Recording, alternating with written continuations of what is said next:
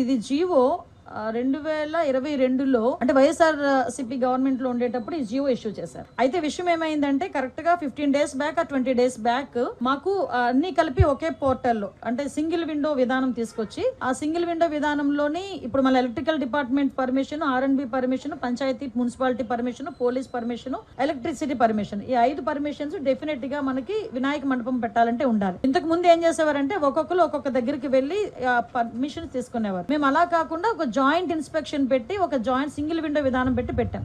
అయితే ఆ రోజు ఏం చేశారంటే ఇదే జీవోని నాకు డిపార్ట్మెంట్ వాళ్ళు తీసుకొచ్చి ఇచ్చారు.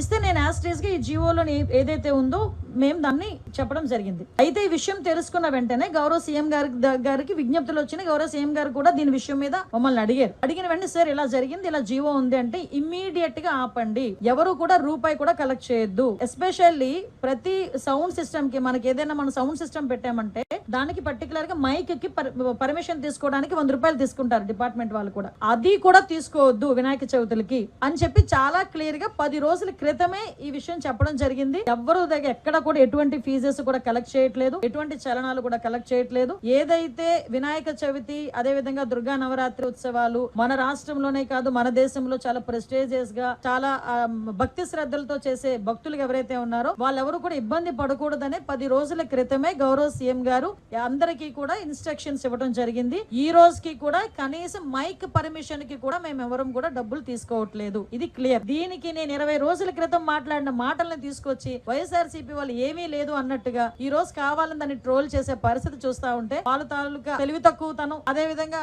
వాళ్ళు బురద జల్లే కార్యక్రమాల్లో వాళ్ళకి టైము సిచ్యువేషన్ అలాంటివి ఏం అవసరం లేదన్న సంగతి కూడా చాలా క్లియర్ గా అర్థమవుతుంది. ఇది క్లియర్ గా ప్రజలందరికీ కూడా అర్థం కావాలి కాబట్టి చెప్తున్నా. ఇది ఆల్రెడీ 2022లో ఇచ్చిన జీవో. ఆ రోజు ఆ జీవోని కూడా పక్కన పెట్టి ఎట్టి పరిస్థితుల్లో ఎవరికి కూడా అది కలెక్ట్ చేయొద్దు అని చెప్పారు. ఎవరు కూడా అక్కడ కలెక్ట్ చేయట్లేదు. ప్రతి ఒక్క చోట కూడా వినాయక ఉత్సవాలు అంగరంగ వైభవంగా జరుగుతున్నాయి. ప్రజలు ఎవరు కూడా ఇబ్బంది పడట్లేదు.